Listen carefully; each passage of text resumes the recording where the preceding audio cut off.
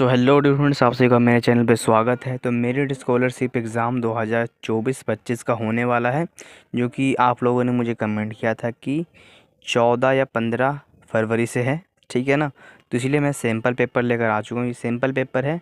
जो question paper का जो होने वाला टाइप वो बिल्कुल सेम इसी प्रकार का होने वाला है।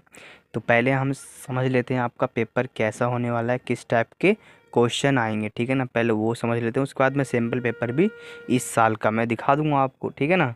तो पहले देख लीजिए कि ये जो है मेरिट स्कॉलरशिप एग्ज़ाम वो होता है क्लास चौथी और पाँचवीं वाले बच्चों के लिए।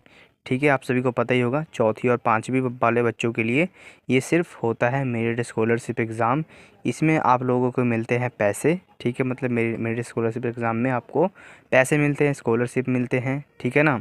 और कितने पैसे मिलते हैं इसका मैंने एक वीडियो बहुत पहले बनाया था, उस वीडियो को जाके देख लेना। उस वीडियो का लिंक मैं डिस्क्रिप्शन में डाल दूंगा या फिर कमेंट में डाल दूंगा, आप जाके देख लेना कितने रुपए मिलते हैं स्कॉलरशिप इस वाले एग्ज़ाम के। ठीक है। तो सबसे पहले आपको पेपर देख के हैरान नहीं होना है, परेशान नहीं होना है। सबसे पहले आपको यहाँ पे लिखना है अपना रोल नंबर। रोल नंबर वो वाला नहीं जो आपके स्कूल में चलता है 1 2 15 16 17, ऐसे वाला रोल नंबर नहीं। यहाँ पे एक आपको अलग सा रोल नंबर मिलेगा जो कि आपके क्लास टीचर बताएंगे। वो आपको रोल नंबर यहाँ पे लिखना है और इसको अक्षरों में लिखना है। एग्जाम्पल के लिए आपको है 9 15 16 ऐसे कुछ लिखा हुआ है, तो आपको इसको, इसे तो हो गया अंकों में। अब हमें इसको अक्षरों में लिखना है, मतलब हिंदी में या फिर इंग्लिश में आप लिख देना है। जैसे कि 9, ठीक है, 9,000 कितना है, 9,578। ठीक है ना। इस तरह से आपको इसमें लिख देना है शब्दों में। ठीक है, यहाँ पे हो जाएगा अंकों में, यहाँ पे हो जाएगा शब्दों में। फिर आपको सेंटर कोड, जिस भी स्कूल में आप जाके ये एग्ज़ाम दे रहे हो वहाँ उस स्कूल का एक सेंटर कोड होता है। जैसे कि आपके स्कूल का शायद कुछ इस प्रकार का होगा 8791 2। ठीक है ना, जो कि होता है सभी स्कूल का अलग अलग सेंटर कोड होता है। ठीक है ना। तो आपको यहाँ पे सेंटर कोड अपने क्लास टीचर से जाके पूछ लेना है या फिर किसी और से आप पूछ सकते हैं। ठीक है ना। यहाँ पे जो सेंटर कोड है इसको देख के परेशान नहीं होना है। मान लो आप स्कूल यहाँ पे हो, ठीक है ना, तो आपके स्कूल में मेधावी एग्ज़ाम नहीं होता है, आपको मेधावी एग्ज़ाम देने जाना होता है किसी और स्कूल में। ठीक है, किसी और स्कूल में आपको मेधावी एग्ज़ाम देने जाना होता है। तो आपको अपना सेंटर कोड नहीं डालना है, जहाँ पे आप जा रहे हो वहाँ का सेंटर कोड डालना है, उस वाले स्कूल का सेंटर कोड डालना है। ठीक है ना। तो ये सभी जो चीज़ें हैं वो आपके क्लास टीचर से पूछ लेना, आपको बता दिया जाएगा। ठीक है, अब बात कर लेते हैं क्वेश्चन पेपर। ठीक है ना, आपका क्वेश्चन पेपर किस टाइप का होने वाला है, कौन कौन से क्वेश्चन आने वाले हैं, कितने नंबर का होने वाला है और कितने मार्क्स रहेगा, कितना घंटे का एग्ज़ाम रहेगा, वो सभी जानकारी इस वाले पेज में आपको दिख भी रहा होगा। तो देख लीजिए। पहले हम बात कर लेते हैं कितने घंटे का एग्ज़ाम है, कितना समय दिया जाएगा पेपर को सॉल्व करने के लिए। तो पेपर को सॉल्व करने के लिए आपके पास समय दिया गया है 2 घंटे का। जी हाँ, 2 घंटे का समय दिया गया है। और कितने नंबर का पेपर है, जी हाँ बिल्कुल, आपका पेपर जो होने वाला है 120 नंबर का है, जो कि आप आराम से ऑब्टेन कर लोगे, यानी कि 120 लेकर आ जाओगे। ठीक है, अब बात कर लेते हैं 120 में से किस किस टाइप के कितने नंबर के कौन कौन से क्वेश्चन है। देखिए, इस पुस्तिका में 60 प्रश्न हैं, इनमें निम्नलिखित भाग शामिल है, मतलब कि 60 क्वेश्चन होंगे, 60 क्वेश्चन होंगे। ठीक है ना। Question number 1, question number 2, question number 3, 10 20 इस तरह से ना क्वेश्चन नंबर 60 तक 60 प्रश्न होंगे आपके पेपर में। ठीक है, यहाँ तक क्लियर सभी का। और बता दूं कि प्रत्येक प्रश्न में, मतलब कि 60 प्रश्न हैं तो एक प्रश्न का कितना नंबर हो जाएगा, तो देख सकते हैं सभी प्रश्न अनिवार्य हैं। प्रत्येक प्रश्न है 2 अंक के, हर प्रश्न 2 अंक के हैं, यानी कि 60 प्रश्न है तो 60 गुना में 2 कर देना, कितने हो जाएंगे, 120 नंबर। ठीक है, जो कि हमारे पास यहाँ पे दिया हुआ भी है। 120 नंबर का एग्ज़ाम है, यानी कि एक क्वेश्चन का नंबर हो जाने वाला है 2 मार्क्स। 2 मार्क्स का आपका एक क्वेश्चन होने वाला है। तो हमारे पास 60 प्रश्न है तो 60 प्रश्नों के कितने नंबर हो जाएंगे, 120। ठीक है, अब बात कर लेते हैं किस किस टाइप के होने वाले हैं। जो आपका सेक्शन ए होने वाला है, यानी भाग ए होने वाला है, वो सेक्शन ए जो होने वाला है आप लोगों का होने वाला है सामान्य जागरूकता, यानी कि जनरल अवेयरनेस। इसको करंट अफेयर्स भी कहते हैं। करंट अफेयर्स मतलब कि अभी इस दुनिया में क्या क्या चल रहा है, क्या क्या हो रहा है, उस बारे में क्वेश्चन आएगा।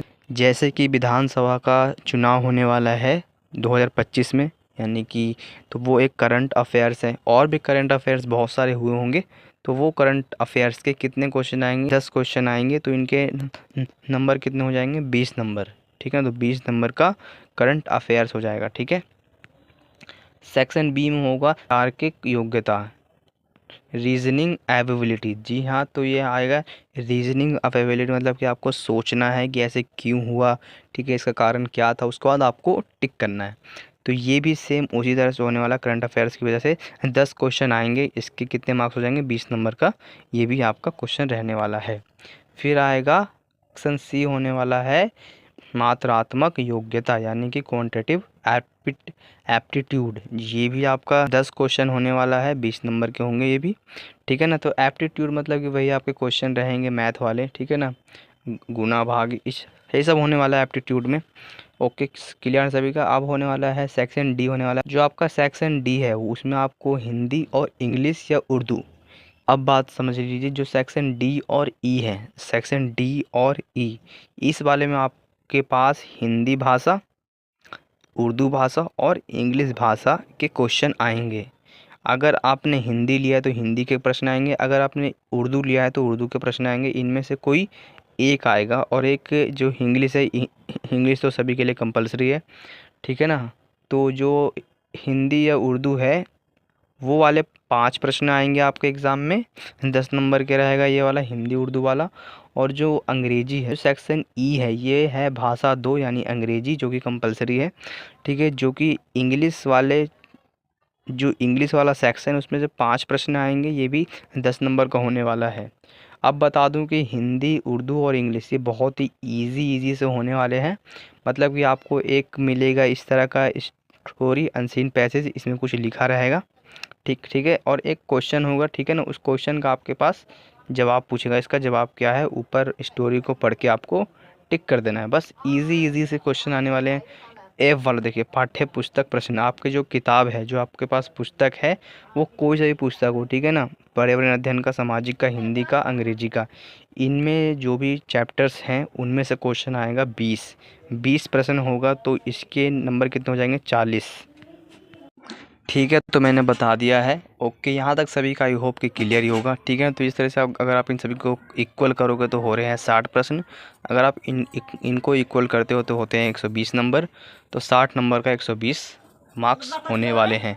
ठीक है, ओके, तो अब यहाँ पे कुछ इंपॉर्टेंट बातें जो दिया गया है कुछ इस प्रकार से हैं। सभी के उत्तर देने से पहले उन्हें ध्यान से पढ़ें।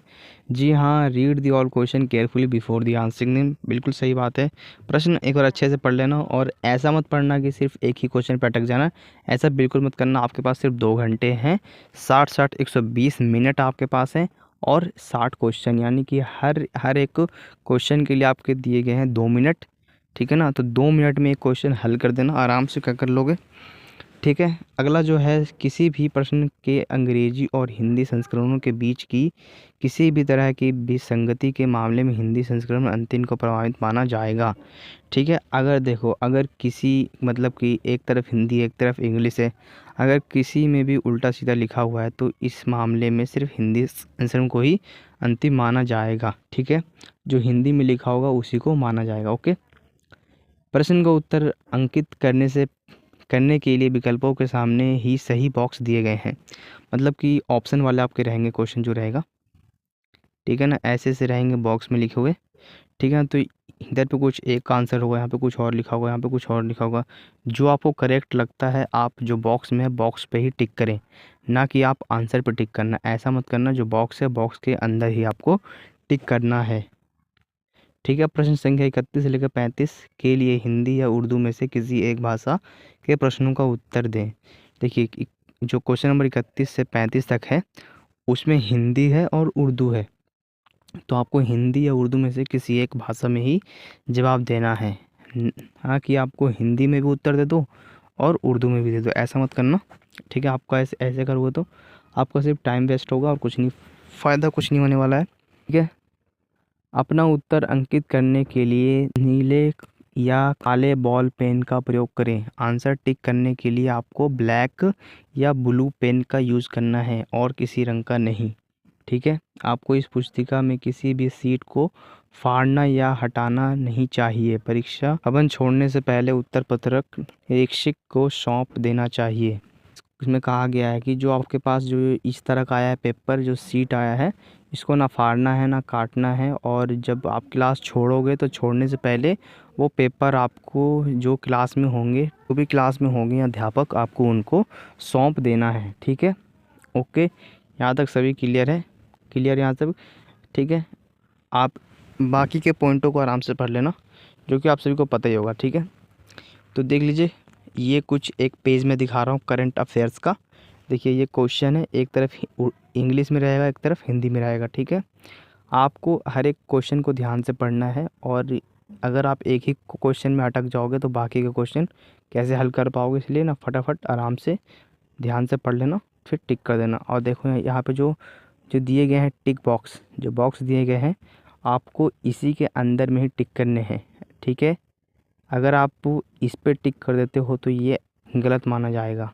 अगर आप इस बॉक्स में टिक करना है, अगर आप कहीं और टिक कर देते हो, जैसे यहाँ टिक कर दिया, यहाँ टिक कर दिया, तो ऐसे टिक करोगे तो ये रॉन्ग माना जाएगा। ठीक है, ये गलत माना जाएगा, इसे इसे सही माना जाएगा। ठीक है ना, तो इसलिए जो बॉक्स है, बॉक्स के अंदर में ही आपको टिक करना है। ओके, क्लियर है सभी का? ठीक है, मुझे कमेंट कर देना। जो सेक्शन बी है हमने बताया भी था, इसमें आएंगे जो आपके मैथ के सवाल है, मैथ से मिलते जुलते कुछ सवाल आएगा। ठीक है ना, सेक्शन बी रहेगा मैथ के लिए। ओके, ये आप लोगों का सेक्शन सी, ठीक है, जो कि एकदम कन्फर्म मैथ है। ओके, इसमें आपको मैथ के क्वेश्चन रहेंगे। सेक्शन डी में मैंने बताया था, सेक्शन डी और ई जो होने वाला है वो होने वाला है भाषा। एक एक हो जाएगा इंग्लिश, एक हो जाएगा उर्दू, और एक हो जाएगा हिंदी। ठीक है, आपको इनमें से किसी एक पे ही आंसर लगाना है, इस पे लगाना है। ठीक है, ये वाला जो मैं दिखा रहा हूँ वो है भाषा नंबर 1 हिंदी के लिए। तो देख लो यहाँ पे एक दिया गया पैराग्राफ, इसमें से आपको छाट छाट के आंसर टिक करना है। ठीक है, क्वेश्चन पढ़ लो आराम से, फिर आराम से टिक कर देना। ठीक है ना, तो अब ये वाला है उर्दू के लिए, देख सकते हो इस तरफ है अनसीन पैसेज। ठीक है, इसी में से आपको आंसर लिखना है। ठीक है, क्वेश्चन नंबर 32 31। ठीक है, इस तरह से। ये आप लोगों का सेक्शन ई है, जो कि इंग्लिश के लिए है। तो देख सकते हो यहाँ पे भी पैसेज दिया गया है। ठीक है ना, मैं बता तो रहा हूँ कि हिंदी इंग्लिश उर्दू जो है वो बहुत ही ईजी होने वाले हैं। ठीक है, ये वाला आप लोगों का सेक्शन एफ है, जो कि आपके एक जो किताब है, पाठ्य पुस्तक है। ठीक है ना, उसमें से क्वेश्चन आ रहे हैं ये। ठीक है, ओके, एक तरफ रहेगा इंग्लिश मीडियम के लिए और एक तरफ रहेगा हिंदी मीडियम के लिए। आपको जो पसंद हो वो आप टिक कर सकते हैं उनमें। ठीक है, हिंदी मीडियम या फिर इंग्लिश मीडियम पे। ओके, देख सकते हैं, क्लियर है यहाँ तक सभी का? तो इस तरह से मैंने बता दिया कि आप लोगों का जो मेधावी एग्ज़ाम होने वाला है वो किस टाइप के होने वाले हैं, कैसे कैसे होने वाले हैं। आप लोग मुझे कमेंट करके बताना कि इस साल आप लोगों का एग्ज़ाम कब है, 25 में कब है एग्ज़ाम आपका। ठीक है, मुझे कमेंट करके बता देना कि 2025 में मेधावी एग्ज़ाम कब है, ताकि मैं फटाफट आप लोगों के लिए सैम्पल पेपर वीडियो और जो भी है प्रैक्टिस पेपर और मोस्ट इंपॉर्टेंट क्वेश्चन मैं फटाफट आप लोगों के लिए बना दूं। ठीक है, तो ये आप लोगों के लिए क्वेश्चन रहेगा कि आपको बताना है पता करके कि मेधावी एग्ज़ाम का डेट कब है। Thanks for watching this video.